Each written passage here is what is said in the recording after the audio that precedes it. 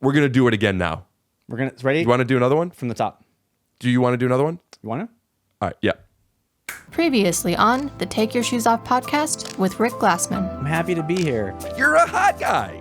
You could go between a 9 and a 10. You are a 9 on a bad day. See, this is the hot guy stuff I want to hear more of. How low's your body fat?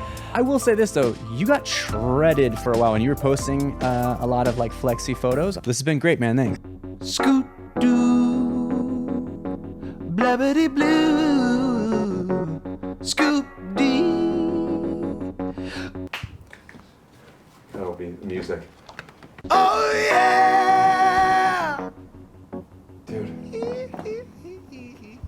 This podcast is so draining. I bet.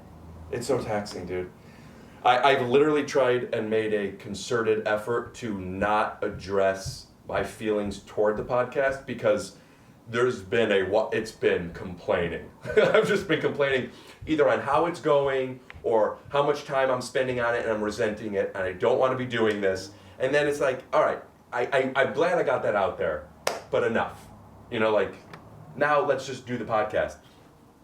And there's been, in the past few episodes, been certain moments where I've made a rule for myself and I've checked it. I felt something and I swallowed it. Mm-hmm. You know, and I didn't acknowledge something. For better or worse, I just wasn't.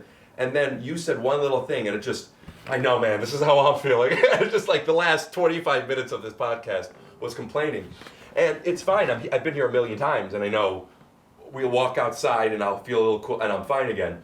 But it's that logical, emotional thing where logically I know it's fine, but emotionally it's like, oh, this is going to be 30 hours of work. Mm-hmm. And I'm going to be like, oh. And then inevitably what always happens is I put it up. Some episodes get, 8,000. Some episodes get 35,000. Mm-hmm. And I assume that the 35,000 is a better episode, but it's really just who's searching and what the algorithm is. Yeah. And all the comments are, that was great. Mm-hmm. I don't know if it was, but nobody, Yeah. People just, what's interesting about the podcast culture is people are looking for, it's just something on TV. It's just, people are just digesting. Yeah. And they're listening to this. Usually people that listen to podcasts listen to it most 5 to 7 people. And that's part of their rotation. Mm-hmm. So they're just consuming it, listening. And then on to the next week. Yeah. You know what I mean? But I do think when Steve Martin, and I said this in a podcast recently, he has you didn't by chance read his autobiography, did you? Born Standing Up? Yes. Yeah. He said in there, never let the audience know you're bombing. Yeah. And I obviously sometimes you have to acknowledge it. If they're thinking something, you guys have to be on the same page. Right. But they're usually not. Right. Thinking that, Yeah. So I've been thinking it, and the only negative, not the only, but the comments are very nice on this podcast. When there are people saying it's, hey man, I'm really liking it. It wasn't until you said that I was like, huh. Do you know what I mean? Yeah. Well, and that makes sense. I realized this actually only when I started listening to your podcast that I think I was actually thinking about being a guest on it, you know what I mean? Sort of just being like, all right, what's the shape of this podcast? But the marketplace is so saturated now that there's literally any kind of story you want, it's there. Which means people who I think are listening to your podcast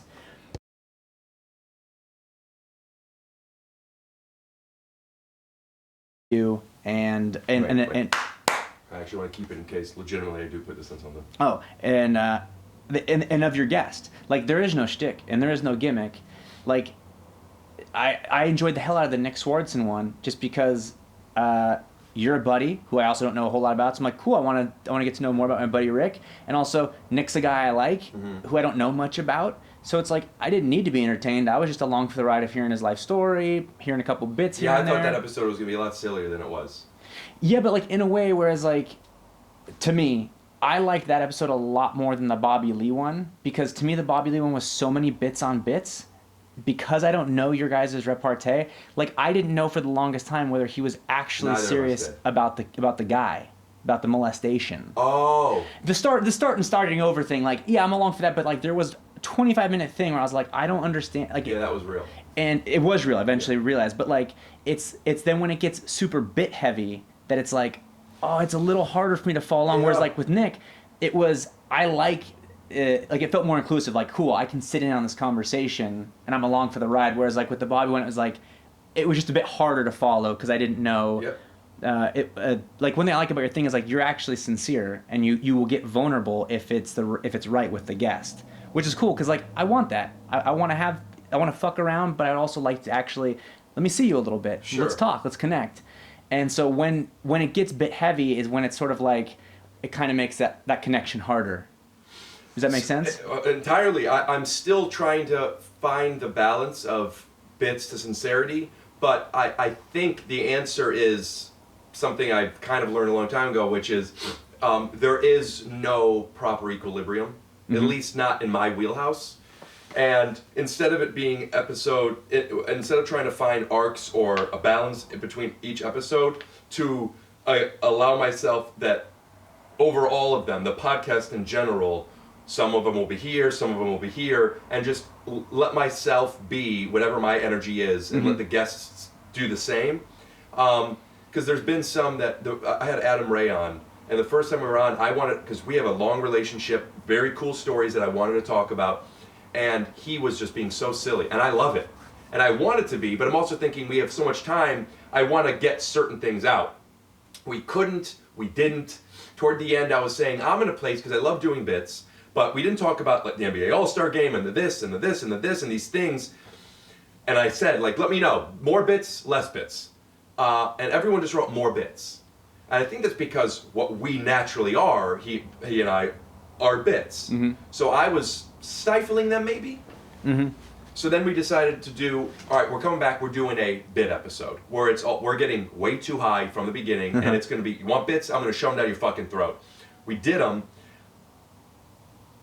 I'm not posting this. I was embarrassed by it. This was a couple weeks ago. I did end up posting it. Embarrassed by it because. Is this the 2.0? Yeah, I was embarrassed because just the sound of my voice was. This is what I was like as an annoying young. This is something I've been working on not being anymore.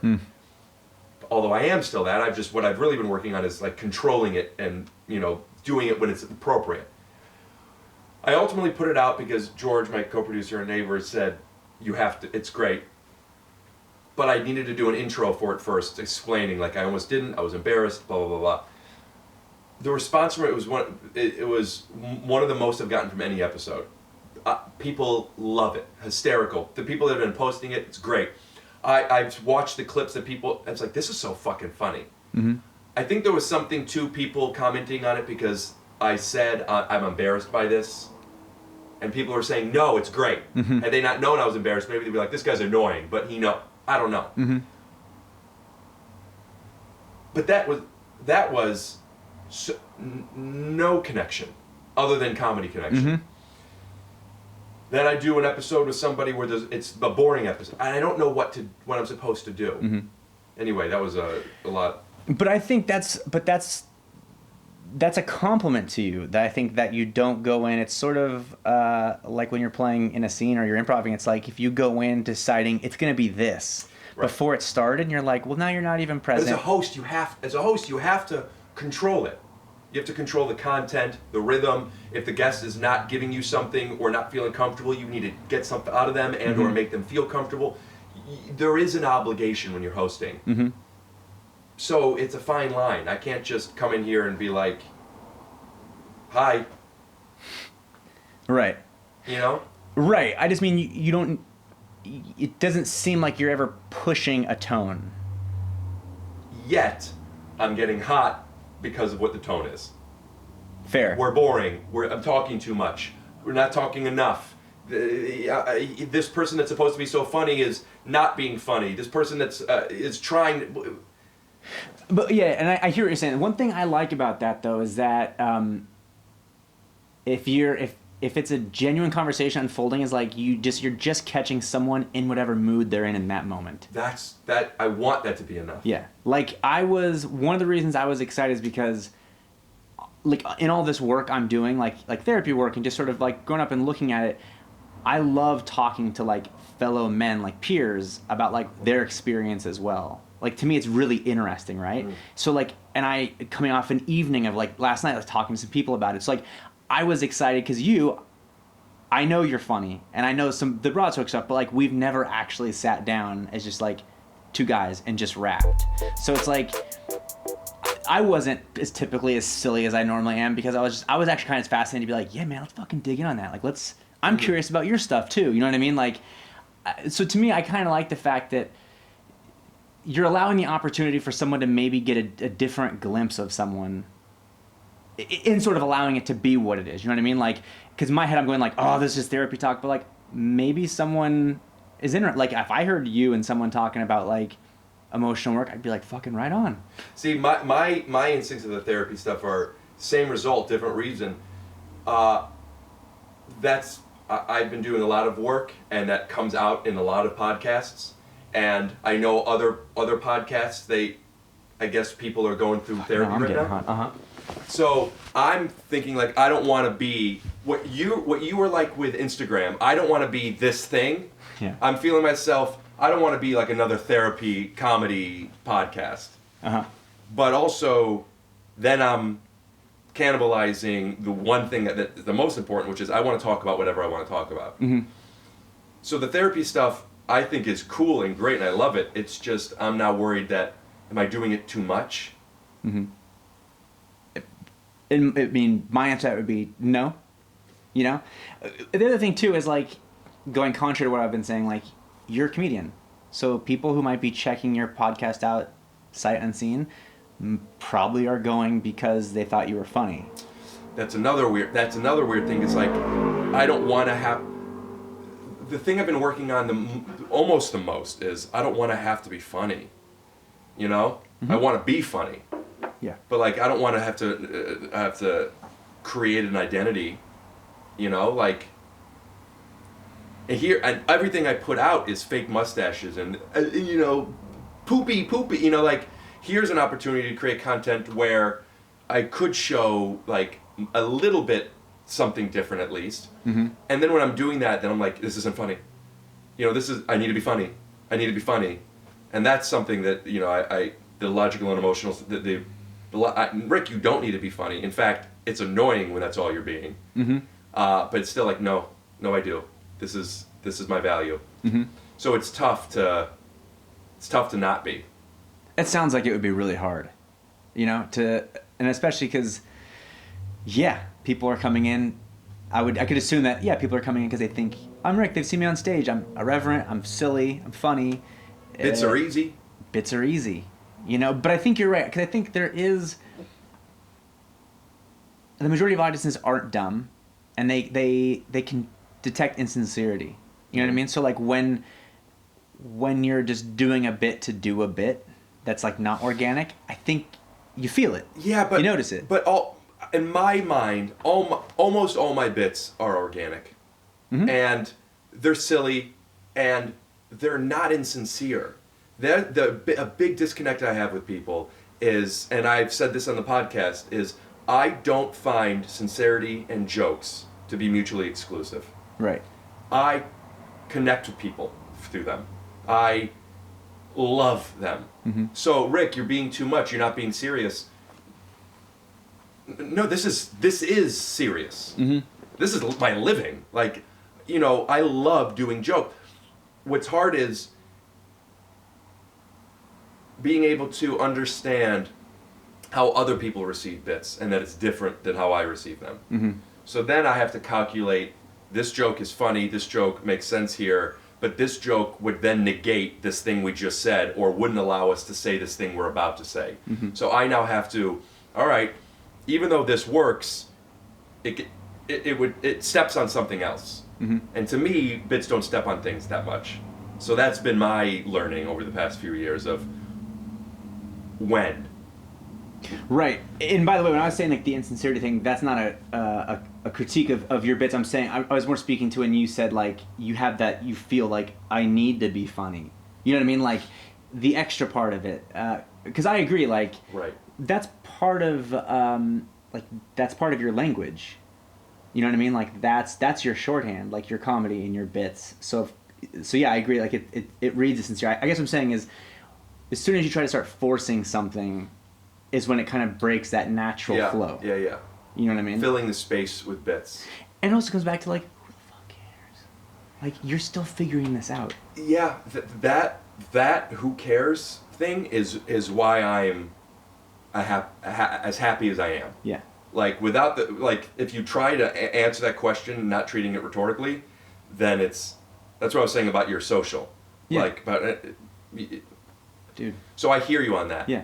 But when you're I'm putting this out for people to see. I'm not just having a conversation with you. Right. You know what I mean? So it's a weird. Yeah. It's like going up on stage.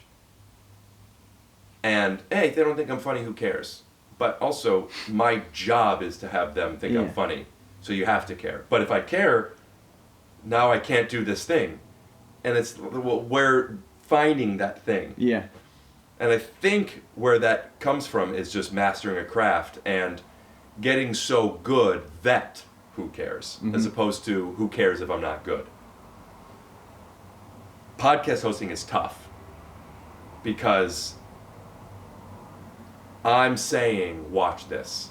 You know what I mean? This isn't like, you don't like it? I mean, it is, you don't like it, don't. But at the same time, hey, check this out. You know what I mean? Yeah. Also, I'm having somebody into my home. It's intimate. Yeah. Not only is the conversation intimate, you're now taking 2 hours away from your day. I am literally hosting you. I'm literally, can I get you a coffee? You know, like, want you to be comfortable, the temperature, whatever.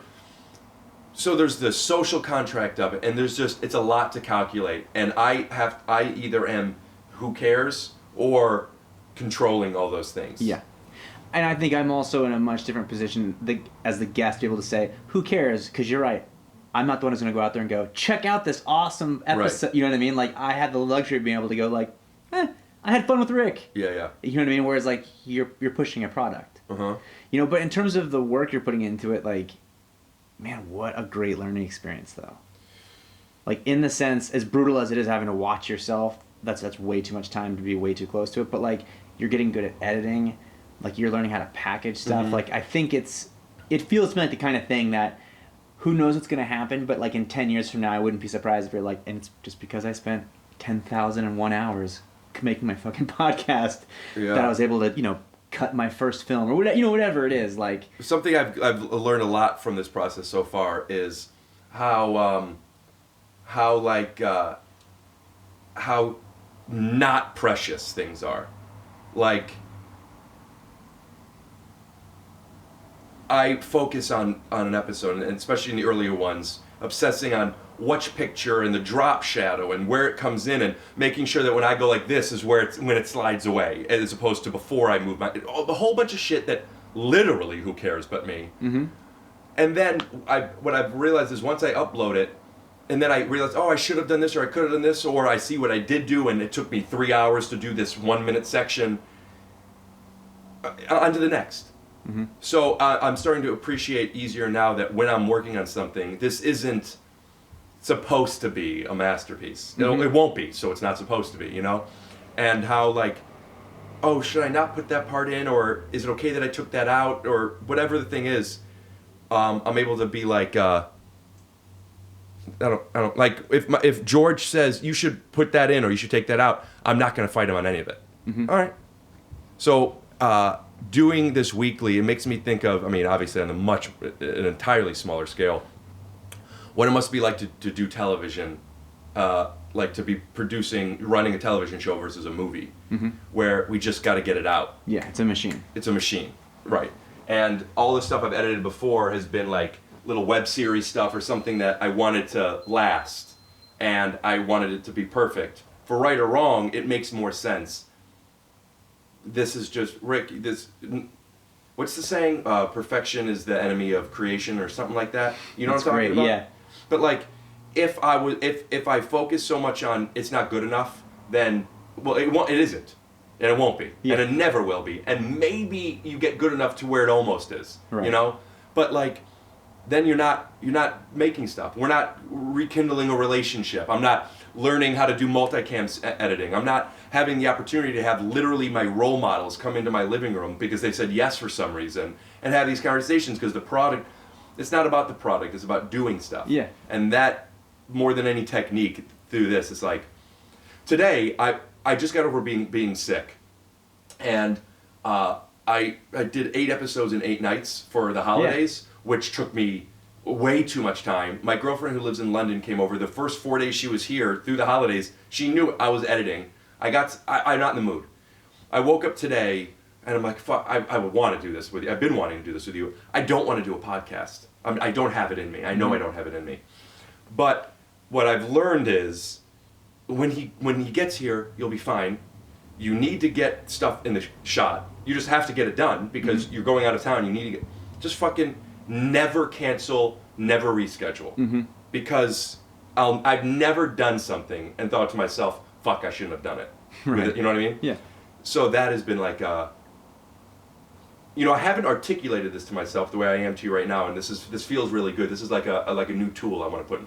But like it on another level, like how it doesn't, like, just do it. Yeah. You know, like Nike was really spot on. Yeah. You know, and it's like, oh yeah, just do it. Yeah. Yeah, because what podcast am I ever going to do where I look at it and be like, you know, Yeah. like, send this to the industry. Yeah. You know, yeah. Yeah, and I'm completely with you. It's like I realized, like I said, this last year was so uncomfortable and so painful. Was it just because of not working? That was the catalyst. Well, I mean, there was other stuff going on. Like there was we had some family stuff, but like the main thing was, yeah, work had always allowed me. It was the easy big thing to go like, yeah, I'm doing well. Like I've always looked outside myself for reasons to go, I'm doing well because of that, and oh yeah, that I'm doing well. You know, I'm in shape. I'm employed. I have money in the whatever it is to sort of like maybe convince myself and perhaps convince others I'm doing okay. And so all of a sudden that was gone, and I didn't realize what an important piece of that equation it was. And really what it did was, you know, it just, that was like the big thing. There was a lot of things I looked at. Like I had, you're talking about like the perfectionism as a thing I looked at a lot this year, because I finally hit a point where do you play video games? Mm-hmm. So yeah, I did. Okay, so you know, like the world. Video games, you have a character selection screen usually in some of these like role-playing games where like you can create your character. And I remember this was in this last year, like there was one night where I had spent 3 hours on the character selection screen, and I was like, but what if, should I have the scar on the face? But and I was like, what the fuck is wrong? It's a video game, and I was being so precious with it and wanted to have it be perfect that I wasn't even having an experience. And I had, it was one of those moments where I was like, it was about so much more than the video game, you know? And I think part of what brought that on is I realized I had never felt as out of control as I did this last year, because it was like, well, why am I not working? And then I'm married now. You know, we're talking about planning for a family. So all of a sudden it's like, oh, it's not just me. It's like, it's this place I want to be in. Like I want to provide for a family, but all of a sudden I'm not working, and I'm out of control, which we always are. You know what I mean? So like what I found myself doing was like, I'm going to reach for any sense of control I can find. So in this video game, it meant I'm going to control everything and I'm going to do it perfect. And then, and getting precious with shit, like in my own life, you know what I mean? And finally having to go, I'm not really being present or enjoying any of this, because all I'm doing is just like hyper controlling and getting way too obsessed with it, and fucking perfection's an illusion. It doesn't exist. You know what I mean? And a big takeaway for me was like realizing that not only is failure inevitable, like that's when I grow. You know what I mean? Like I don't really Will Smith says fail forward. Yeah, great. Fail forward, Yeah. you know? And it's like I don't winning's easy. You know what I mean? Like, cool, being a good sport, that takes some effort, and like that's a good thing to do. But like, yeah, it's adversity where you kind of get like, I feel like this was a year of, I may have said this, but like, I talked a good talk, and 2019 was like the year of like, cool, now you get to walk it. You know, like the moral platitudes and these things you say, like, okay, now let's see how you do in adversity. You know, in your own personal adversity. I'm not saying, you know, my situation compared to others was hard, but for me, that is the norm for an actor, but it had never been my norm, so it really felt like, holy shit.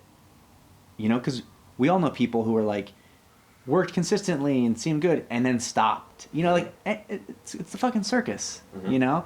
And so it really kind of just forced me to look at, like, all right, where am I getting my worth from and my esteem from? Which, again, is why I looked at social media, because, like, it became a place where I would go to it, and it was just, like, compare and despair, you know? Yeah. There's a handful of people, I'm always like, yes, I root for you, I'm happy to see your stuff, great. Unfollow the other people. What's that? Unfollow the other people. Yes, but it even came to a point where it was like, I was just so, I was basically just on a quest outside of myself. Yeah, seeking dopamine. Yeah, looking for a hit. Yeah. And then what was happening, it just wasn't working. So then it was like, okay, then like, let's reassess. Yeah. What this is for you then. Like, then let's go back to having it be fun and not a validation tool. You know what I mean? Yeah. Is it? It is becoming that. Yeah. You know, it's... Do you have anything coming up? Is that why? Or are you still looking? What do you mean? Work-wise. I mean, that thing I shot over the summer is coming out like this year. And that's it, man. What is it? It's a Hallmark movie. It's Cool. Love in Store. It's me playing a QVC host. I love Hallmark movies. Yeah. My grandma feel watches good. every one of them almost, and sometimes we'll talk while watching them. Yeah, and I didn't mean to say that like, ooh, it's a Hallmark movie. Yeah, it was fun to do. It was a great time. But yeah, that was it. And so it was like, okay, 2020, let's hit the ground running. Yeah, I hear you. Yeah. This after we stopped, and it's still going, but we weren't in the mics.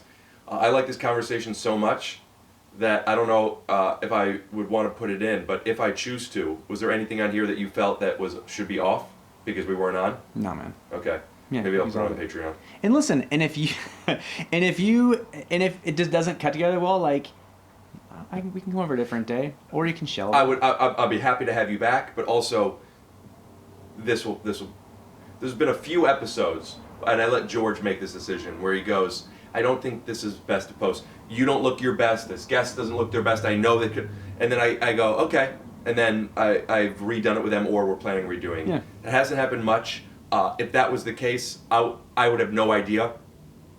George would have to tell me. I can't imagine that's the case. So I would rather do a second one in like a 2.0 instead of redoing this. But yeah, I never know how these things go after it. And I mean, and I'm sure it'll go fine. yeah. If not good, but I almost always feel and then since you said it, I'm like, yeah, maybe. You know what I mean? But I don't know. And you're right, because as soon as I did it, it's funny you mentioned the Steve Martin thing. I love that book, by the way. But I even thought to myself, that's sort of like, it's like mid-sex going like, I'm not good at this, am I? It's like, why would you put that into the because people's now she's mind? thinking, yeah. Yeah, why? Yeah. Best case scenario, she goes, no, but it's like, there's no way it benefits you. But yeah, I just had to say, like, there's no stakes, man. I enjoy hanging out with you. Oh, I I'm hear ya. local. I hear you. We can do this. I didn't remember that you were local because I think I did know It's that. new. In the last 6 months. Did you maybe tell me right when you moved? Because for whatever reason, I felt like I knew you were close. No, because I think the only communication we had was when you DM'd me on Instagram about coming on the show. I moved out here in March. No, I didn't know that. Have So I? wait, you have a girlfriend now? Yeah. Awesome, congratulations. Thank you. Um, Her name is Betty. Betty from London. She lives in London still. Is she from London? No, she's from all over. She was born in Sweden. She grew up in London, Germany, Japan, and Australia. So all over the place. Parents in the boy, military? her arm's tired. Boy, oh boy. No, her father designed cars, so worked for different manufacturers, so would move all the time, and then they would move too.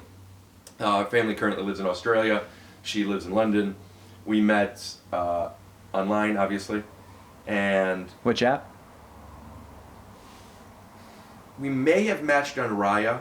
I don't know, but if we did, I messaged her on Instagram because my remembering of it is messaging on Instagram. She said we did it on Raya. Mm-hmm.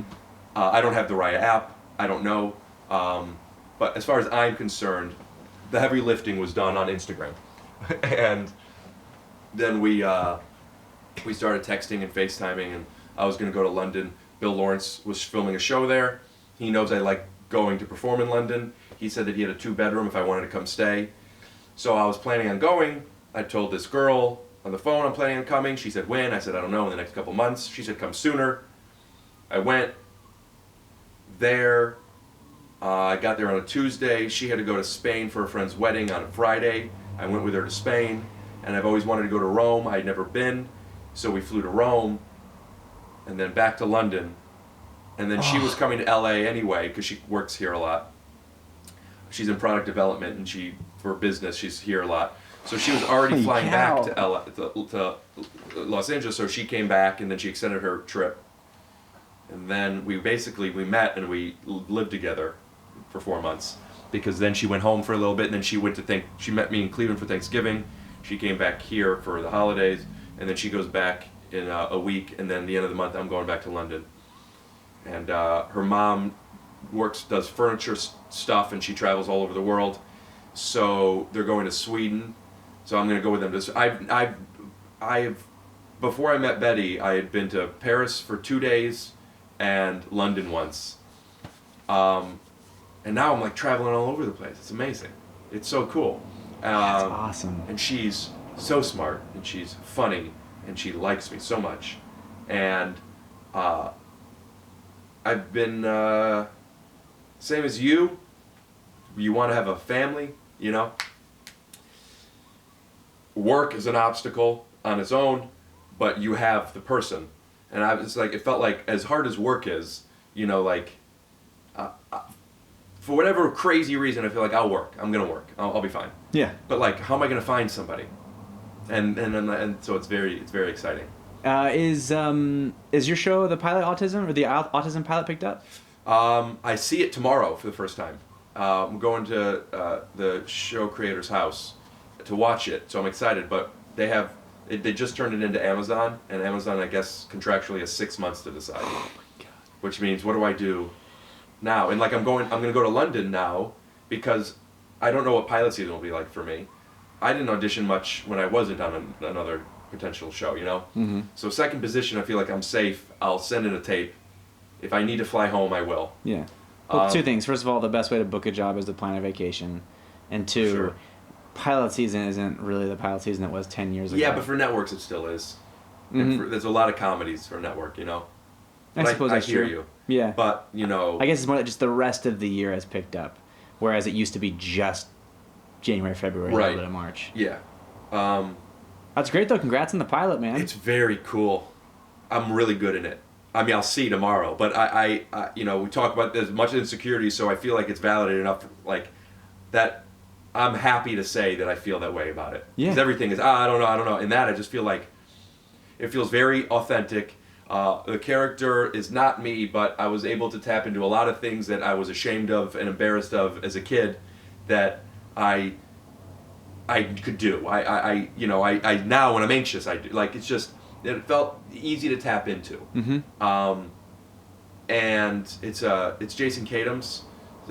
He did Parenthood and Friday Night Lights. Oh, geez. So it's like well-written drama, but they want it to be funny, you know. So like, my problem with my stand-up is it's believable, but it's not funny. You know, people are like, "What the fuck is going?" That's exactly what this is. You know, this is like, no, they'll believe me, and if I could be a little funny, and I don't know, I just feel good in it. That's awesome. And I've never done a drama, and I've never done anything like, I'm first on the call sheet, and it's a half hour though, so it's technically a dramedy, you know. Oh wow. But it's a drama. And like Multicam? No, single cam. right? Yeah. It's like it's a dramedy the way that Orange Is the New Black is a dramedy. You know, Mm-hmm. it's not. It'll be in the comedy category because it's a half hour. That's the only reason.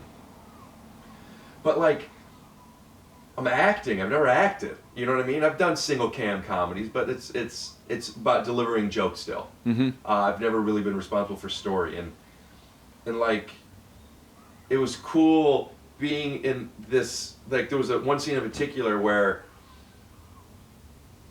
good for me for saying this. I was proud of myself for having that confidence, but also so grateful that they received it, But scene, you walk in, I'm having the issues I'm having, I end up being kicked out because I'm being annoying, something I can connect to very well. And as I'm leaving, there's no blow to the scene, there doesn't need to be, but I thought it would be fun if, who gives, some tag of me leaving and then coming back and taking certain muffins and having a line of just I'm taking one of each because I don't know which one I want later. Like, not a joke, like a real moment, Yeah. but it would be a laugh. But the blocking, it wouldn't make sense to get to it. And I just asked, could we move the food, the muffins to here? And I pitched why. And he laughed on the pitch. And it was just like, and they moved it. And it was great. And every shot it's definitely in every shot we did it, they reblocked some stuff. And it was such a confidence booster because I don't want to be high maintenance. I'm not used to this. Mm-hmm. You know what I mean? And just to feel like, oh, this feels like if this show goes, that it's a collaborative, like, Yeah. they'll let me and want me. This is a bit that I could do with a muffin. Mm-hmm. Whether it's right for the show or not, let me tell you something, it's in my wheelhouse. I do muffin comedy, you know what I mean? And they're like, yeah. And then and it was like, oh, cool. I couldn't do that on another show. Mm-hmm. It's not my show. Not that this is my show, but Yeah. I'm responsible for story. So that one thing is like, oh, imagine being on a show where I get to do my thing, you know? Yeah. I'm very excited about it. Well, when you said the word collaborate, like you Yeah. know, you didn't ask for a bit that was all about you and for Rick. Like you realized this scene was missing a button, or a good just something to tie it up, and Right. you had a great idea that you also then went, hey, and if we move it to here, it's not going to bone us shot wise. So it's like, yeah, that was like adding to the scene. As opposed to being like, wouldn't it be funny if I, and you just, it's a vanity Sure. piece. You know what I mean? Yeah, I've never really, I think comedians are this, what I'm about to explain. I've never felt that way. Even on Undateable, there are times where I feel like it's going to be a miss, and I'll either pitch an alt or throw, like, let's not, like, I would rather have less to do and have it work. Mm-hmm. Because at the end of the day, you don't remember how many lines someone has, you remember how good they were in something. So I'm never looking for more. Not that I'm not selfish with Sure. things, but like that for a selfish reason, I'm not Yeah. looking for more. Quality over quantity. But like I've been on jobs where I've had the idea to pitch stuff, and they said, "Yeah, let's try it." There was something different about this where they had no idea what I was talking about. I pitched it, and they said, "Yeah." It wasn't like we'll audition you for it. It was a great idea. Let's do it. Which makes me excited about freedom Yeah. of that, you know what I mean? Because he's amazing. Yeah. Don't change his stuff. Yeah. You know what I mean? It's not a comedy. We're not improvising much. Yeah. But Dax was here and he worked with him on Parenthood, and we talked briefly about what it's like working with Jason Katims, and I'm sure you know, a lot of with single cam stuff, a lot of setups. Mm-hmm. Jason does 3 cameras Oh, and nice. lights for it, so you can improvise. It's built in for the performance of improvisation, you know. So Like cross coverage? Mhm. Oh, that's great. yeah, so every take he has, there's no we need to pick up on that. So it's just like that combined with suggesting some ideas, or knowing that just, second take, do not whatever you want, but like Yeah. make another choice. Yeah. That's an exciting place for my first experience on a drama. And I think it's such a cool experience when you're allowed to collaborate and when you feel like you're actually contributing to something. Like I feel like it's something I've experienced on like independent movies more, and like smaller movies where it's like we got to shoot fast. Sometimes the script isn't as polished as we like, but this is what we got. And you read a scene, you're like, oof. I think we can do this. What do you think if? And you kind of have like a little punch up or something, and they go, "That's great. Let's use that." Right. And you suddenly realize that you're not just a monkey brought into dance, but like you can actually help make this thing better if you want. Like you're allowed to be a part of it. Yeah. It's so smart to do because then all of a sudden everyone cares. Like you know, one of the things about doing like television is a lot of times it's like you just need to be word perfect, and it's television. It's run and gun. It's not meant to for performance really. Most of it, it's like, you know, like a it's not a director's medium because it's basically like they just need to get their shots. Right. You know, and if you're an actor on it, like it's kind of expected that you just know your stuff and you knock it out, but there's not a whole lot of room to like, let's explore, let's play. There's not time in the schedule for that more often than not, you know? So that like, but when you get those moments where you feel like, oh, if I have an idea, I can be a part of this, it gets everyone more invested. It really ultimately benefits the end product, I feel like. Yeah. You know what I mean? Like you did that, which is great because now your antennae are always going to be up. So when you're reading stuff, it's like, yeah, it's a collaborative thing. It's not just like, well, scene sucks. Fuck it, let's just shoot it. You know? Which I can tell you, I have learned since going into this business, that's okay too. Mm-hmm. Like I wasn't okay with that at the beginning of Undateable with certain jokes that I judged. Mm-hmm. And that I didn't realize, and we talked about this on the Bill episode. But yeah, that is the job, and then it's a job. It's not just it's not the dream job. But yeah, that is a lot of times it is. Just do it. Don't, yeah, I know. But it's more than not, that's what it is. Yeah, I remember having this conversation with someone where it was like, I feel like there is, at this time I was expressing, like, I feel like there's 3 types of scenes. There are great scenes where I just need to not Written mess great. it up. Written, yeah, Right. exactly. Sorry, written well. So you read on the page and you go, I just need to service this scene. It's a beautiful scene. Like, so long as I don't get in the way, it's going to be a beautiful scene, Right. you know? And I'm going to do my best, but I just need to not mess it up. Then there's, like, informational, transactional type scenes, you know, where you're just like, okay, I just got to service the plot. It's really neither good nor bad. It just is. So I'll do my best to make it consumable. And then there's scenes so bad where you're like, I just need... How do I minimize how much of an asshole I'm going to look like? How do I survive? Yes. Uh-huh. Like, I remember seeing Green Lantern in the movie theaters, and there was a scene with Ryan Reynolds and Blake Lively on, like, the wing of an airplane talking. I was like, I'm watching 2 really good actors fight a losing battle right now. You know what I mean? And it's like a scene like that where it's like, you look at the writing and you're just like, it's one of those ones you read and you go, how much of this scene can I throw away? It's watching some of season 9 of The Office. Yes. It's like, I know everything about this, and I've seen it work, and this is heartbreaking. Yep. Yeah. And it's But like... that the actor's job is to do the best they can with what they're given. Mm-hmm. Yeah, you appreciate how valuable directors are when you watch certain movies. Like when you see, if you ever see an actor in something that you've seen be the most amazing thing in the world, and you see him not good in something, he's doing the same thing he always did. Uh-huh. It's just tone is not in the right place right now. Yeah. You know, they're using the wrong take, the writing, the whatever. Everybody, these amazing, and I'm sure there's 9 people in the world who have this amazing skill. Actually, I think I talked about something similar to this with Dax. Because I said, do you think because I told him how good he is on Parenthood. Mm-hmm. And he was saying how much of it was because of what Jason Katims does. And I said, yeah, but you could take, like, you know you're good, right? You know you're a good actor. And he goes, I know I'm a good actor, I'm not a great actor. I said, nobody's a great actor. And then he said, Christian Bale, or like, there's a few people, but we're just fucking guys and girls who are saying lines with the right music and it's close enough. You know, there's only so much. It's a very manipulative medium. It really is. Well, and that's why when you said, like, I'm not an actor, like a couple minutes ago, like, I wanted to interrupt you to be like, but yeah, you are. Because when I say I'm not an actor. You were talking about working on the show, you're like a drama, and you're like I don't do, right. Yeah, whatever. I haven't done that. And it's like, well, yeah, because to me, it's just being a human being.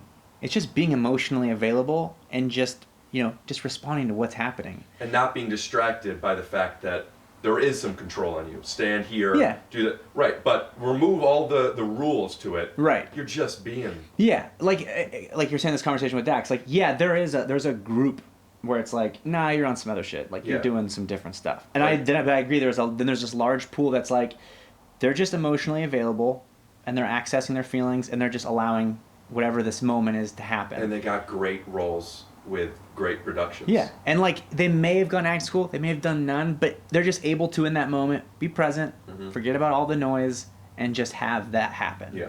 You know what I mean? So it's like, in that respect, that's why like I would be like, no, you're 100% an actor and you've done acting, because like you said, you touched into some stuff, like, you know, some past stuff of your own to sort of you know, to draw it in. It's like that's but really that noise, all. that noise is one of the things that is mastering the craft, is Agreed. removing it. Yeah. When I was on Undateable, and we started doing it live the 3rd season, there was only one take of everything. So the blocking, it wasn't just about the blocking, it was about the choreography with the camera switcher as well. Everyone had, you had to be there, because they couldn't switch between cameras after the fact. So I remember I'm glad we're doing this live thing now as opposed to starting with it, because I learned so much about a multicam those first 2 years of how important, what blocking is. Because if you want to be present, I don't want to have to know that I have to be exactly here facing this. It's hard to be present if I can't do something that I want with my body. Yeah. And multicam isn't acting. Right. At first I thought it was delivering jokes, but then I realized it's delivering jokes while you're dancing. Literally while you're, especially live. So you could be a great joke deliverer, you could be a great actor, but if you can't get used to the noise of needing to stand somewhere, or, you know, hey, listen, in an emotional performance, it'll really help me out if you could just, before your line, could we maintain eye contact for an extra, whatever the thing is, you can't do that. There might be a thing where you have to be facing the other way. How am I present now? That was this is what acting is. Being present is easy when you're tapped in, but getting tapped in when there's all of this. Yeah, and it seems like in the same way that, like with that drama, like you're saying, like there's a high level of emotional manipulation happening in that the score, the lighting, that slow push in on your close-ups, the littlest movement that happens in your eyes reads so big. It's like there is a similar thing happening with the multicam. It's just done differently with like the camera, the audience, the laugh track, you know, the cadence of it. You know what I mean? But I agree in the sense like, yeah, you're not trying to have a genuine moment on a multicam. It's like, and like you said, hitting your stuff. Like, yeah, multicam is I don't think there's as much manipulation in a multicam. Multicams are just a play. You're seeing, it's all right there. I mean, there's some the manipulation is in the writing. The manipulation is in the... Isn't the laugh track the manipulation? No. You ever watched a multicam without the laugh track? It's very weird. It's a very weird format, but it's not manipulation. It's the stage. It's what it is. It's weird. It's going on Double Dare and saying gack is manipulation. No, it's just part of this weird world. The manipulation is you believing when I go, no, I didn't fart. Where I have to let the audience know that I'm lying, but you don't know that I'm lying. So I have to be so big while the other person is... The manipulation is that we're right here, but when the camera shows the shot over here that you're not in, all right, so he's right there. I'm not sure. Should I tell him, like, he needs to be closer to the microphone? I got. Listen, and then you couldn't hear me. It's like, the manipulation is all in the blocking to me. And the manipulation is in... Multicams have 3 lines. There is setup, there's punchline, there's exposition. That's it. Everything else at a table read gets removed or punched up. If you're not if the line doesn't get a laugh, it's because it's setting up another line, or it's integral to whatever the story is, or it's cut. So you have to... You know, have you done multicams? No. Table read, rehearsal, run through with the writers, rehearsal, run through with the network, rehearsal, tape. So you're doing it 10 times, 20 times, right? You have to hit it every single time, because the moment it doesn't work, the writers see it, the network sees it, they cut it, and potentially if it's cutting something, this joke was why this thing was worth it, they may change the story. They may lose a story because a few jokes didn't work. So you have to fucking hit the joke every single time and stand in the right place. So my job isn't connecting to the character. I'm not prioritizing being in the moment. It's, I need to hit this joke. That's all it is. It's so not acting. And it was so hard for me because I hated my jokes and I was watching my friends shine, and my ego got in the way of it. And I wasn't happy I talked about this in the Bill one, but it wasn't until the middle of the second season where I realized, oh, wait a minute, my name's on the parking lot at Warner Brothers, and I'm getting paid so much money every week to be on a show. I didn't know my job. Yeah. But it's not acting at all. And on the day versus watching it at home, you're almost seeing the same thing.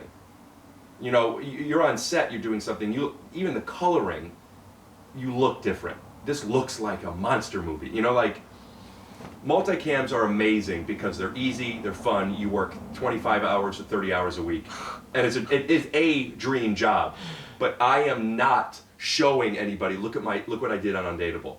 Yeah. You know what I'm saying? Like, I'm showing people this web series I made during Undateable. Mm-hmm. I'm not proud of... Sixth man? Sixth lead. Sixth lead. Yeah.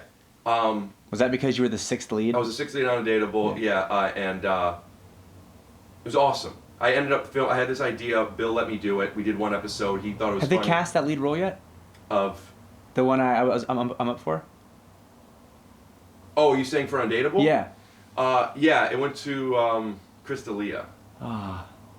If it makes you feel any better, the show got canceled like 3 years ago. Okay, a little better. How's he doing? Does he still have a career? He's got a podcast. He's got a podcast. Which is bigger than both of our careers right now. I always laugh to myself. Not always laugh, but when I think about it, I go like, there's what's nice about it for Bill and everyone in that scenario is like they didn't have to go like, I wonder if we cast the right guy. Like Chris is blown up so huge. Yeah. I'm like, well, no one's mad about that casting. Yeah, I don't think that if Daniel Day filled the role, we would have made it past 3 seasons. The show was a train wreck, you know. How so? Brent's diva behavior. Brent wouldn't stop doing it was the show we never found out if it was picked up until after pilot season. So we never knew if we had a job during pilot season. So worst. So we were always in second position for something that may not be. Mm-hmm. When it did get picked up, it was never for a full season, and we didn't know the time when it was coming out until usually it was like I think March or April, like it was mid-season. The end of mid-season. You know what I mean? This was NBC, right? NBC. After the pilot, 2 people got recast, and the show got retooled. So it was completely different. So all the stuff they had worked before, so they never caught up. So the first season, we went home multiple days because there were no pages. Even when we got to the third season, which was literally live, we were getting not just revisions, sometimes new B stories. Once a new A story, literally 2 hours before going out there. So we are, during commercial breaks, looking over our lines. I had the best time on it. I'm still friends with so many of those people. All of those people are talented, funny, great. But as far as an opportunity for us all to shine, it was just, first of all, some of us, we had never done this before, right? Now we're getting the lines right before. Quite a few of you had never done this before, right? More than half of us. Yeah. Yeah. Never done anything before, not just a multi-game. Like, I did like a KFC commercial, you know? Mm-hmm. Kentucky Fried Chicken. I think you mean MKFC? Come see into the delicious world of KFC's $20 So it was just like, and then there was drama. There was just drama, as I'm sure there is with any show, but there's drama with personal relationships, professional relationships, outside of me, with me. The whole thing was just,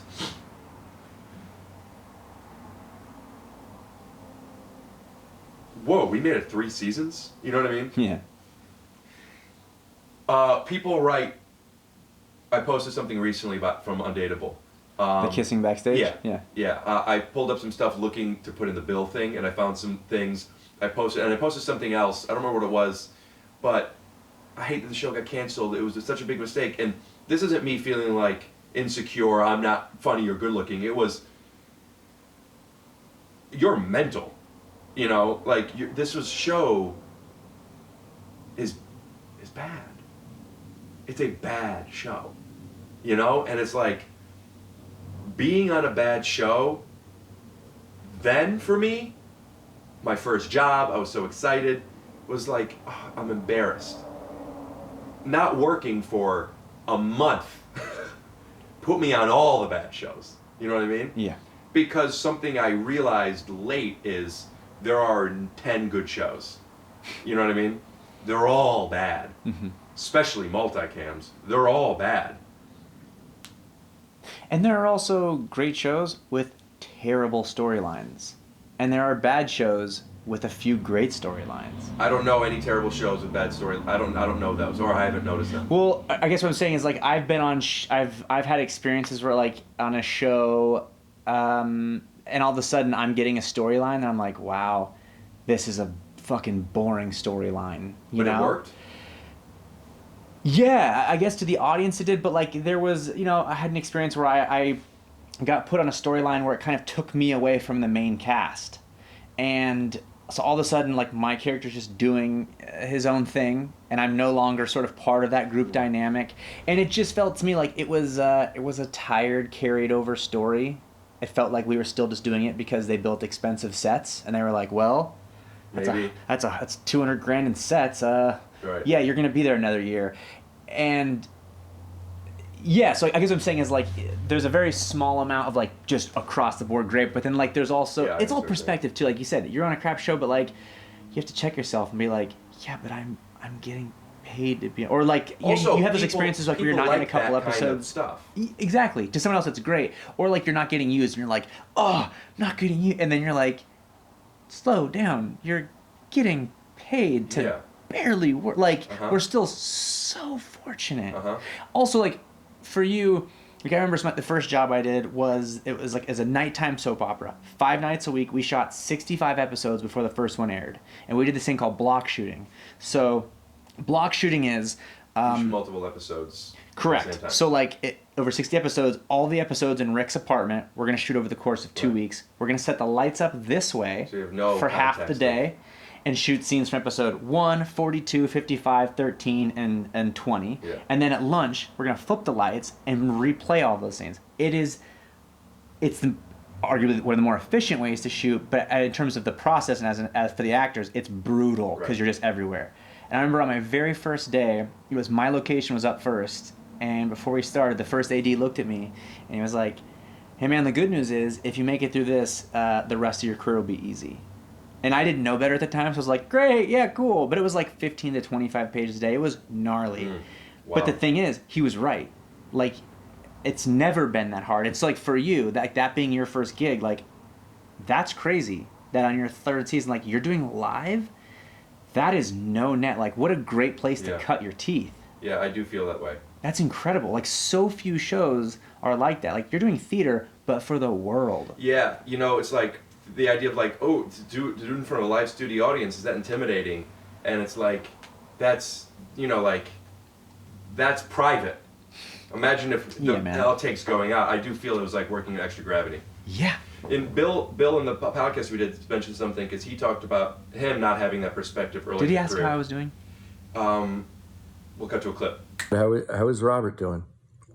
I'll tell you something funny. He was a great actor. He did a great read, but the one weird thing I remember telling him that, I don't know, he's the type of guy that I thought I could actually end up being friends with beyond just, you know, auditions and shows and stuff. And I don't know, he never followed through.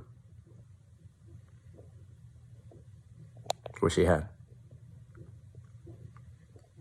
It's a shame you didn't mention me. The clip was him saying, and you know, I always regretted not having Buckley. That would be great. And it's just, that wasn't a Danny character, and we thought maybe we could write something else, but the pilot had issues. He talked about how he got fired off of Friends, The Nanny, and Boy Meets World, and he didn't like it. he didn't Getting fired? He didn't think he had problems at work because like this isn't funny or this isn't good, and Bill said he didn't realize that he wasn't writing a show. His job isn't to write a show that he would watch. It's to write a show that the runner would, showrunner's voice, and how he realized that it doesn't just because it's not funny. I grew up watching Boy Meets World, so to me he is wrong. Boy Meets World is great. He didn't think it was. So who's to say I don't like something I'm doing? The only way to make sure that other people don't like it too is to sabotage it. But if I could not like it, then play that character ironically. Find a fucking way of committing to this bad joke. I tell bad jokes on stage on purpose all the time. But to me, I'm thinking, look how smart I am. You know, like they don't know that I know that this is bad. Yeah. You know, do that. That's literally then I would. Now here I'm being paid so much money to do that. Yeah. I missed out on that at the beginning. I'm glad I got to have some time where I did know it. Do you ever, that reminds me of like judging material. Like I found I went through a period where I was getting audition material and I would read it and I would judge it. And I eventually realized like, what am I doing? Because all I'm doing now is making this work harder for me. Yeah. And it's coming from a place, really ultimately, I think probably just fear of being rejected. I don't know, or some sort of grasping for an air of superiority, like to feel good about myself. But like I would read it and be like, oh, this fucking sucks. And it's like, okay, where did that get you? So now it's harder to commit to it, or while you're in the room, you're only going to be like 80% there because in the back of your head you're going, this is fucking dumb.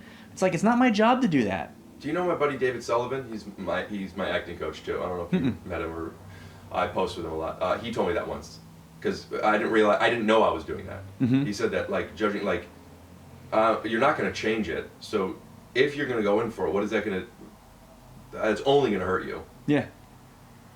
Yeah, and also something else I learned after that was my judgment, and I don't know if this is true or not, but might not always be right. You know, like maybe just the way I'm seeing it is not good enough. But yeah, now I have to go in and pretend that I'm not judging it. You know? Yeah. Yeah. And ultimately, like you said, like that your judgment may not be right. It's like also, I think a lot of times the best thing or the right thing isn't what ends up getting made.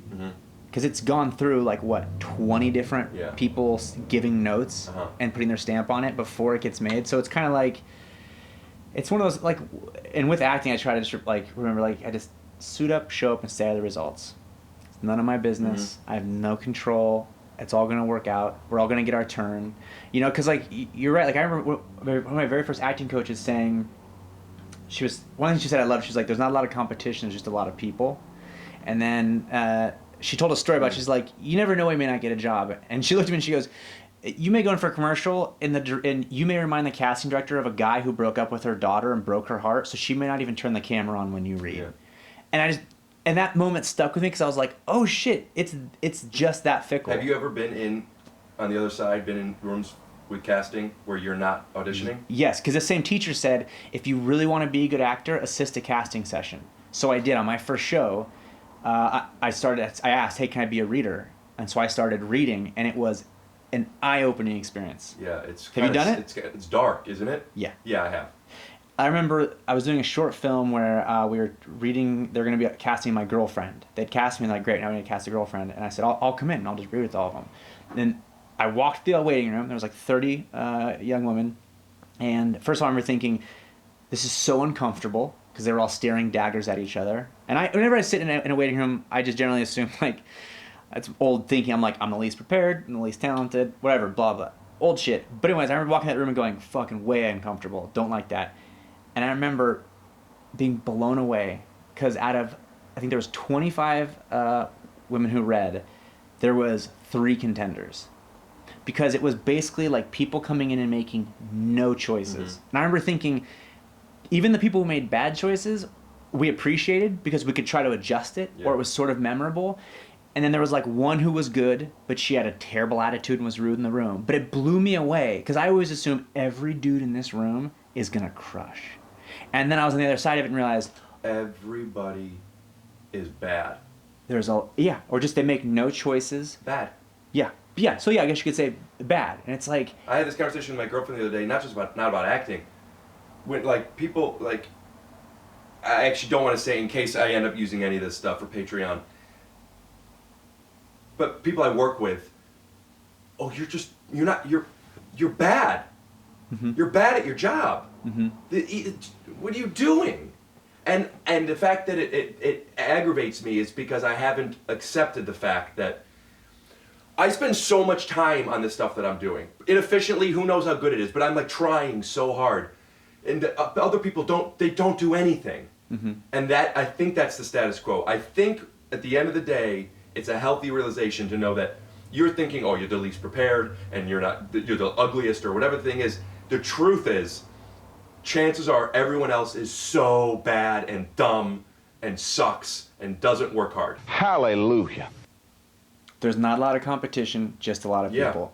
You said something, I forget who you were talking to, but you were like, you kind of offhandedly said, you're like, yeah, shit, most of the people I've met in comedy aren't even doing comedy anymore. Mm-hmm. And I was like, man, that's, like you're saying, a lot of these people, like, that's another thing. Is like, you know, I've been doing this, 14 years, and like, yeah, a lot of the people I was in acting class with are no longer doing, like, it's that same thing where it's kind of like that grinding you're doing right now in your podcast. It's like, you may not be able to see what the result is right now, what the yield is, but it's like it's keeping you active in this, mm-hmm. and it's gonna yield dividends because ultimately, like, even maybe just the work you're putting in that is what's keeping you from getting closer to the outside of the pack, and eventually you're no longer doing it. When we're not making something, or if not going on stage, it's what am I doing? Mm-hmm. Even though this is a podcast that is I'm making up, that is every now and then makes some money, I there's a sense of accomplishment that I feel with it. But yeah, to have a show be canceled in January and to go 6 months a year and to not have stand up, to not be writing something or making, I would go mental. Yeah. Especially, like you were saying, if you've never hardened that part of your self-worth before.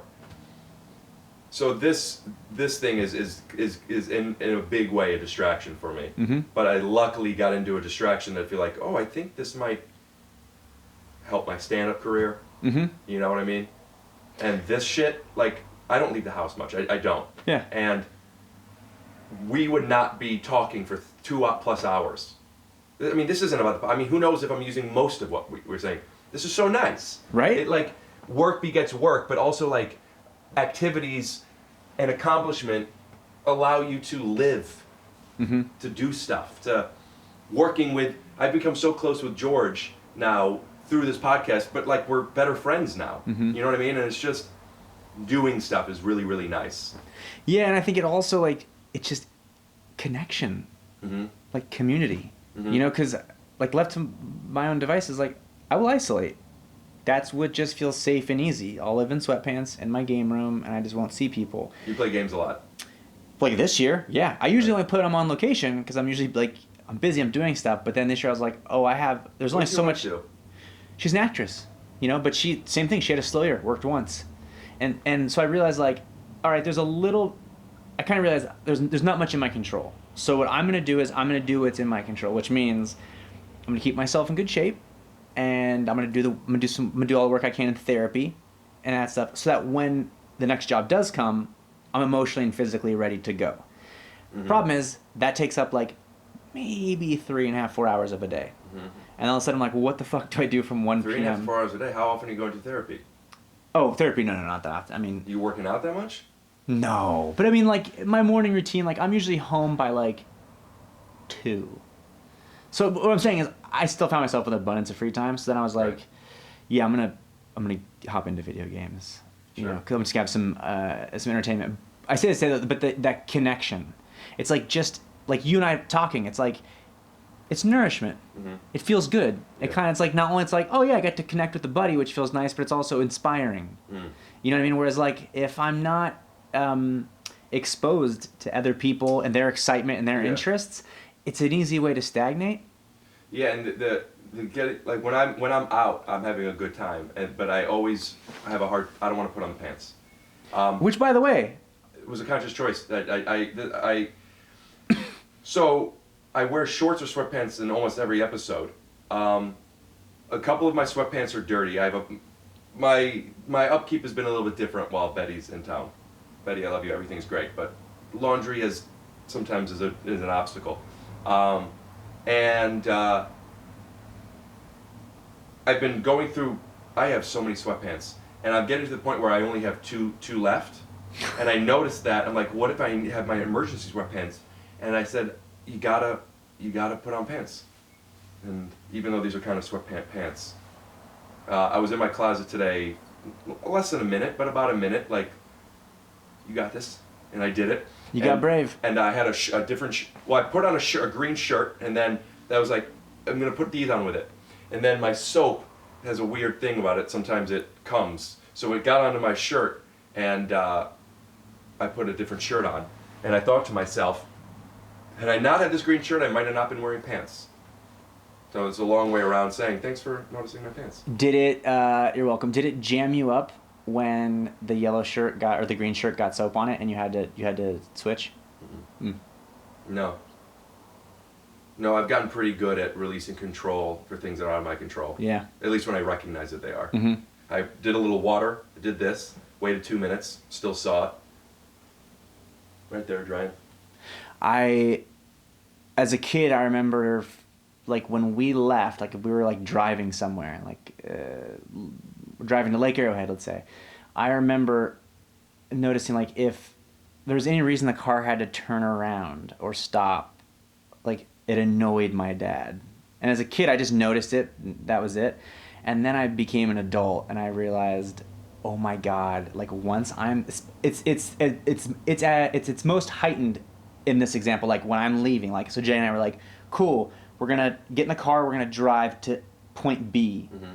If for any reason I have to deviate from what I have mentally made as my plan, dude, it jams me up so bad. Still? I'm getting better at it because I've kind of become aware of it, right. But I realize, like, yeah, and it's a control thing. It's the same thing where, like, okay, like you said, you kind of found an outfit that worked, and it's like, cool. And it's like that 2 years ago, that would have been like, oh, fuck. I'll have to change my shirt. Well, now does that change my pants? You know what I mean? Like, yeah. It would have been a bigger thing as opposed to, like, get a new shirt. Getting rid of the questions. Now what? Or is this okay? Or should I? What could I have done? Like, literally, not trying to find simple answers. Literally getting rid of them. Like the what if I post it? Like that thing. There's soap on it. There's no options. Mm-hmm. There's wear the soap shirt or change the shirt. Mm-hmm. So it's not about, there's nothing to get angry about. Yeah. When you're in a good place. But that's a big one I've been doing. I was driving to an audition, and I have, I don't know about you, but I have a dress shirt that is my dress shirt. Yeah. And you wear that when you're going in for something that may be you would wear a dress shirt for. You know what I mean? Yeah. And I'm driving there, and I drink from my coffee, and the top wasn't on. The coffee spilt on me, and I didn't get hot. In a beat, I noticed myself not getting hot, and I noticed I didn't get hot, and I asked myself why I didn't get hot, and it was because what the fuck am I gonna do? Yeah. And I felt I spilled the coffee. I immediately felt good because this was the first time I was able to be like, oh, all right. Yeah. It's a win. It was a big eye opener for me because that's what it is when I can now. And I went into the audition, and I said I apologize about the coffee if they don't want me because of the coffee. Maybe it wasn't meant to be. Like whatever Sure. the thing may be. Acknowledge it. But there's nothing to do, so it's just it didn't happen. There was nothing to do before it happened. There's nothing to do after it happened. Yeah. So, and that, I mean, getting soap or coffee on a shirt maybe is a little bit easier than something else. But even that, it's like a $180 button down. Coffee, it did come out. But I'm thinking if it doesn't come out, I'll sell some Apple stock. And I think there's something to be said for perspective. Like, I remember I used to, when I was in college and high school, I was a waiter. And I would stress out because it was like, I want everyone to get their meal, and I don't want to. Buca de Beppo. And yeah, it was a very stressful thing, right? And then I graduated college and I got a degree as a consultant.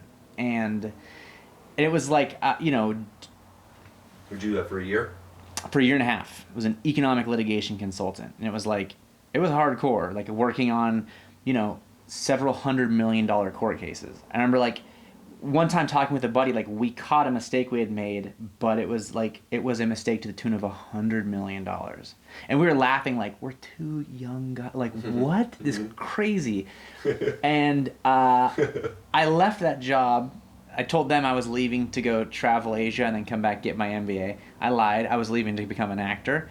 And I remember I went back to waitering as well while I'm in this first year just to have a little side cash. And I remember the first day back on the floor, I was like, it's a fucking meatball. I think Betty's here. Oh, okay. It didn't, I had actually dealt with a real stressful, with real stakes. So all of a sudden I was like, if someone's food's cold, we go back and we get them a hot plate. It's all okay. Betty, you could come in. Betty!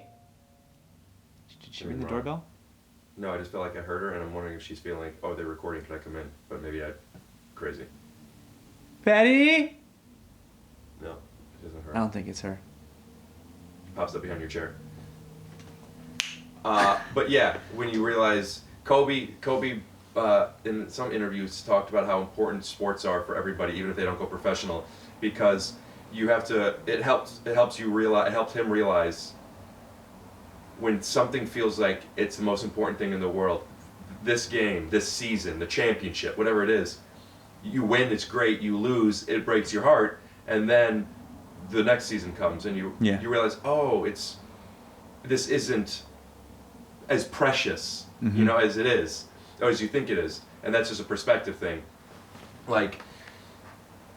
If all of my problems are the food not coming out on time, then I have so many problems. But once you realize that's not a problem, these aren't all your problems, that's just the cost of doing business. Mm-hmm. Yeah. But also to go from whatever that economic job title that you said that sounds like legit. You fell asleep halfway through hearing it, didn't you? It was just... It wasn't boring, it was just economic, but it seems like higher stakes than acting, or becoming an actor. Yeah. And it's just a wild choice that we made. Oh my God. I want to go try and do this thing that everyone tries to do, that most people never get an opportunity, and those that do, chances are it's short run. But, I'm going to go and move and be an actor. It's just weird. I did it. It's just weird. Yeah, and if you have people come to you, go what advice would you have? What advice would you give me? And it's usually the only way I would ever suggest you pursue this is if you absolutely love the way it makes you feel. And just because the wins are few and far between. There's not many jobs I know where getting accustomed to very personal, direct rejection is the norm. It's part of your toolkit. Yeah. Where you're often told to your face, you're not pretty enough, you're not funny, you're not worth looking, you know what I mean? Yeah. It's rough. Most people can't make a living off, you know what I mean? So it's but I remember the first time I walked out of an audition where it just went right. Mm-hmm. And I remember thinking, oh, this is better than any drugs ever made me feel.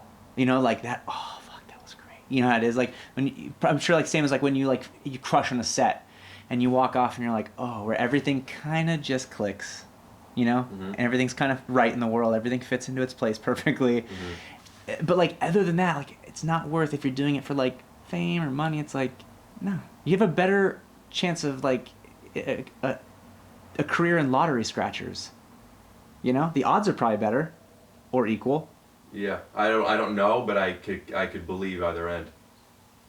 It is, yeah. I think getting to test for something feels like it's a lottery ticket, just a test for it. Not just to mention to book it, not to mention does it get picked up? How long does it go? Yeah, man.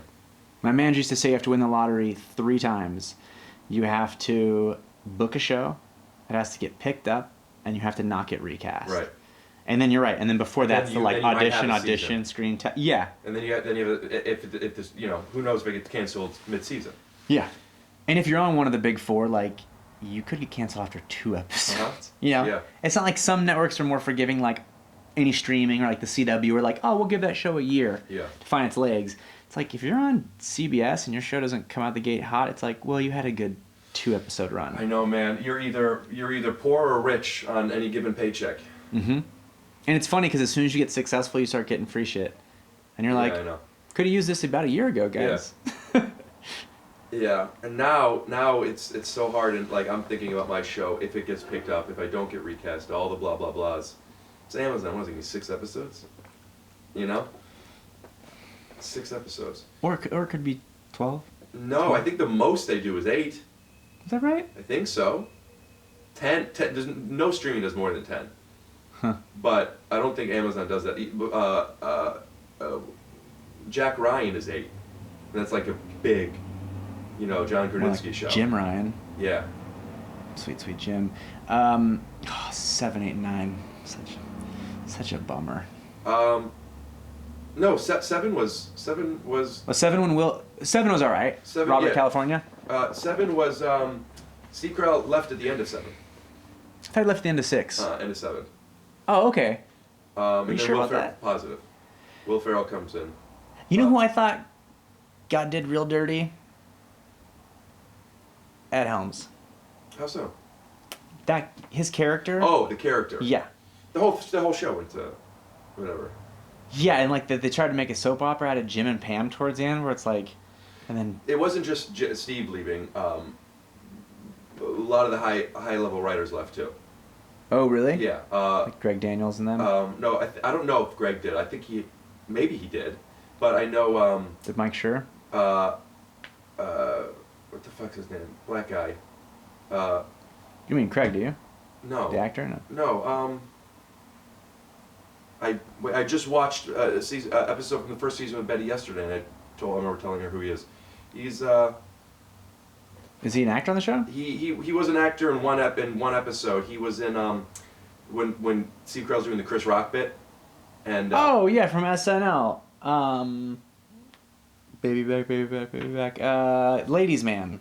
no, you're thinking of Tim Robbins. Yeah. When Steve Carell it did doesn't- that. Oh. Office original writers. I know it doesn't matter, but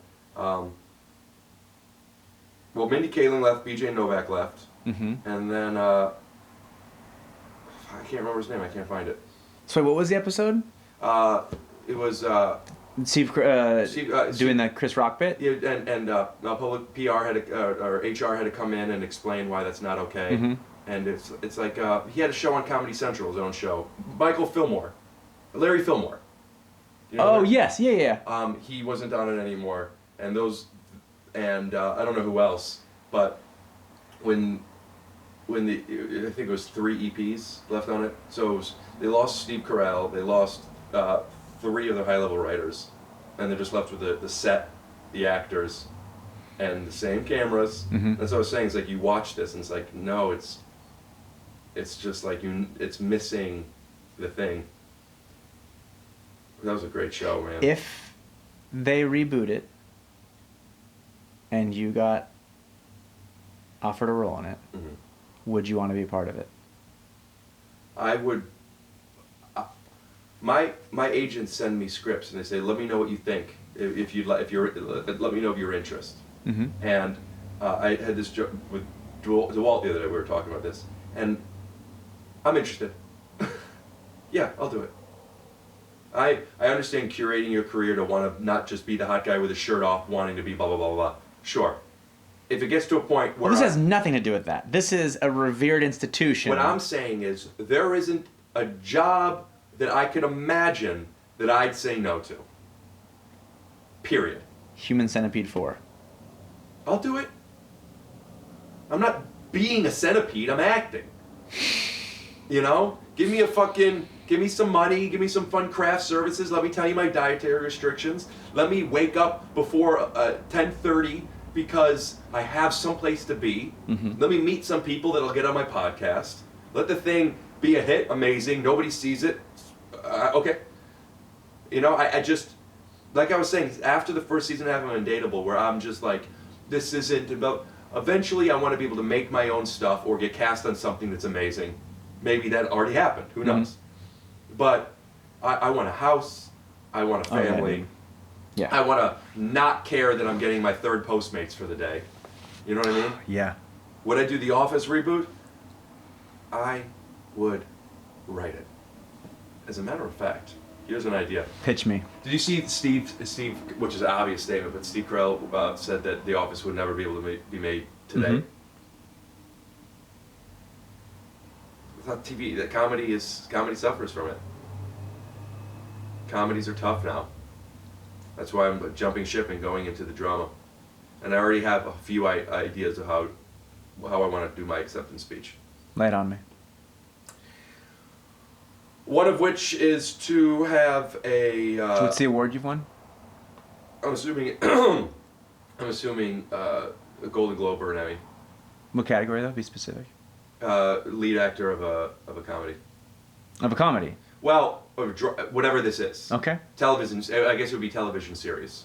Because Okay. for Golden Globes, I don't think they do comedy, right? They just do television series. I have no idea. Let's say this year though they did. So it's for a comedy you won. Well, I want it to be a drama. Everything works better if it's a drama. But whatever it is, it's a lead actor for a television, whatever. And a few different options. One is to have planned with the orchestra already to play me early and a song of my choosing, something that would be a little bit, something they wouldn't be playing. Where I'd go up and say, I've built a career around kind of like what we were talking about how like, if you're gonna make fun of me, let me get to it first type of thing. Just kind of have like a sincere 15-second moment of explaining why I got into this and where my, I understand that, this industry is blah, blah, blah, whatever it is, but I'm not gonna let myself be controlled, and I'll have the music start already, and I will be able to do my acting over the music. Just a fun way of doing. You know what I think? The way I would want to do that is maybe the way I could do it is I've always wanted to thank people over the music, but I don't want to take too much time, and have it started a little bit early. One would be to go up there and have some type of Native American accept my award for me. That one's been done. And then while the person is saying whatever they're saying, for me to go up and be like, I gotta take it, I want it. I'd want to do one where my whole speech is explaining how, I've been watching these on TV forever, and and I can't, they never know you exit, which way to exit, and I'm not going to be that guy.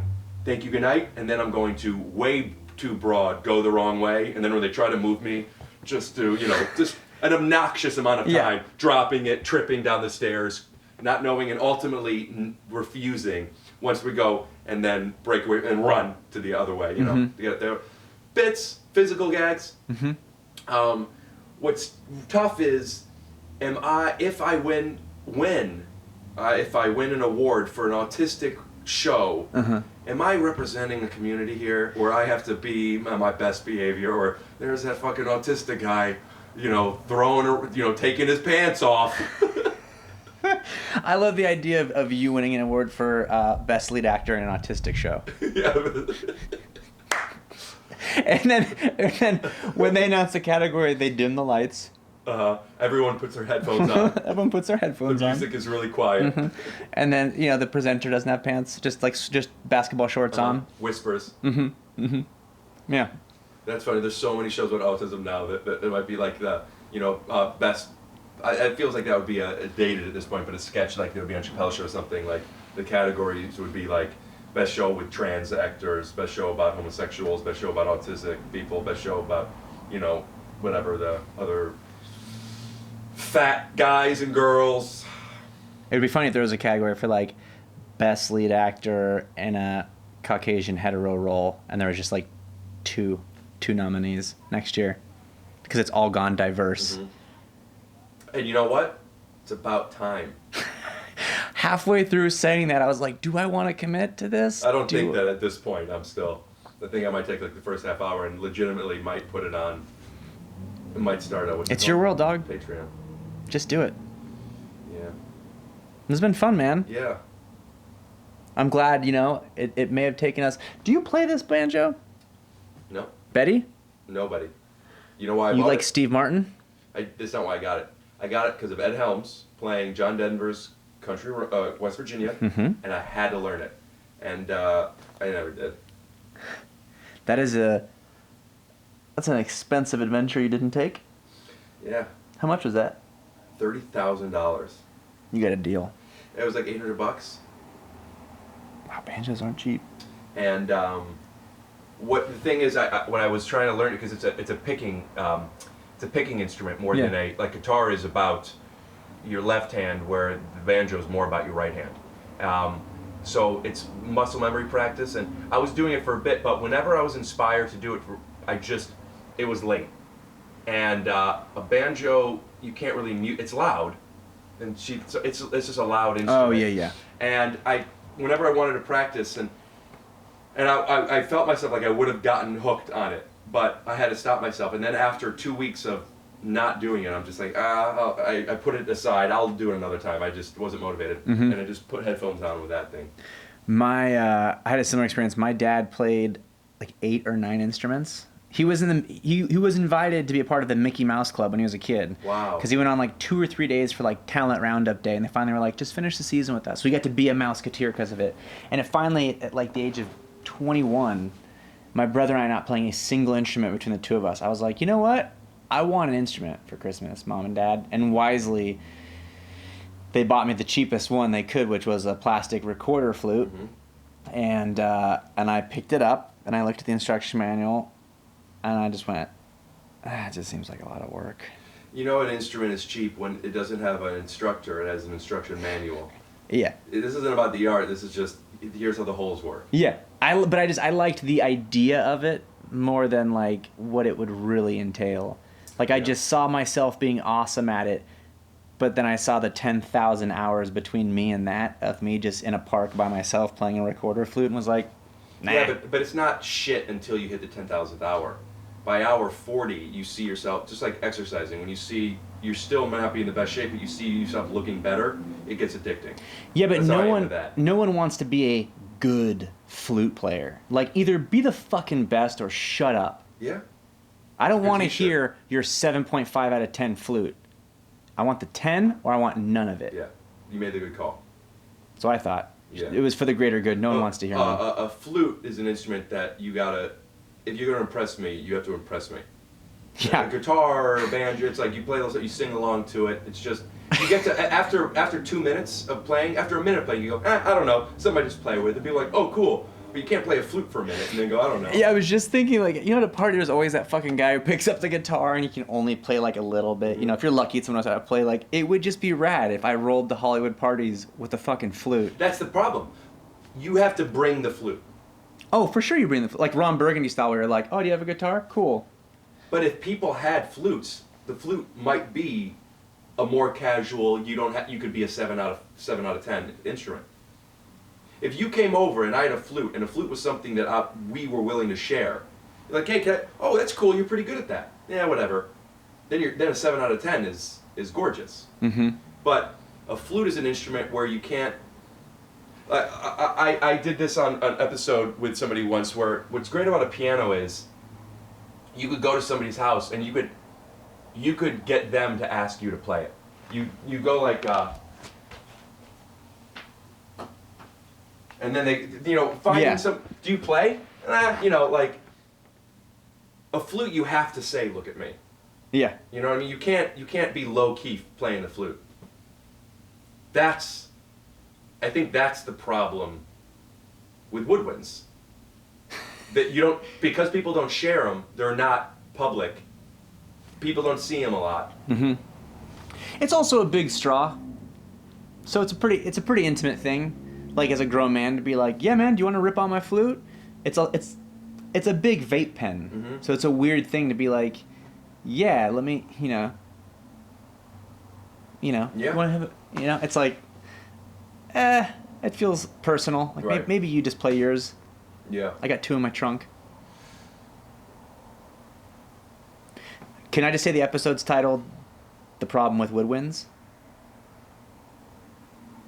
Yeah. I mean, doesn't have to be, but that's a great line. Yeah. Leaves me going, I want to know more about the conversation. Yeah. I've only heard pros, so what are the cons? You mean up until this conversation, before this? Because Yeah. we talked about I'm saying I'm the viewer. I look up on ricklassman.com because that's obviously my homepage. Mm-hmm. I'm a bopper. I go and I see the problem with woodwinds, and I'm like, I've only heard pros. Right. I got to get into this. Right. And then I see it's just 4 minutes of me complimenting you. That's a decent mini series that we did a 6-part episode, like 6-part podcast where it was the problem with woodwinds, and you do all the, I don't know what they are. I don't know what a woodwind means, but a flute, a horn, a this, a that, whatever. And each episode is all the cons with these instruments. Yeah, and we do it like the Making a Murder serial, like real dramatic, Sure. real heavy-handed. And we score it live. Yes. Yeah. That is a fun thing to have somebody scoring live. Whatever. When the conversation's up, you know what I'm saying? Yeah. I like the idea of just people tuning in to hear about why podcasting is hard and why flutes aren't popular instruments. Yeah. This week we talk about why podcasting is tough, why flutes aren't the best instrument, and being insecure. This is the kind of episode that what you put for your log line is like, get to catch up with my old buddy Rob, and he tells me which of his co-stars he thinks is a complete bitch. So people are like, oh, okay, well, I got to hear about that. And then they listen to 2 hours of you and I talking about nonsense. Wait a minute. You're reminding me of something I did want to start doing. I want to get sound bites of that kind of stuff. Okay, yeah. But is that like is that a thing? Because I don't know the culture of, like, is there something that people would want to know of a fight or something that you've had with somebody? You know what I mean? Mm-hmm. There is, or are you saying? No. I was saying I understand what you're saying. You know what? I'm not going to edit it. This episode is already. I have to figure out what I'm doing with this back half. I don't want to. I'm not going to do comedy promos. Maybe it's just 20 seconds of me crying into my hand. I will want to do it if Pepe, if you're watching and you do this. I do want to cut an episode that you explained. I want with you explaining it at the end of it. I want to cut an episode that's that 2-minute. The camera just killed itself. Yeah, that's that 2-minute episode of what you explained, just showing those things. Is that all your cameras killing themselves at the same time? Yeah, they all have the same amount of time on them. No, not what happened. I went in, I auditioned, we made a little conversation, turned out we had the same favorite WNBA team. We hit it off, we swapped phone numbers, I was really excited. I put him down as an emergency contact at multiple doctor's offices, and when I finally called him to hang out, go get a little froyo, turns out he did not give me the number to his house or his office, but to a Del Taco in Sherman Oaks. Scoot doo, blabbity blue, scoop dee. Oh yeah.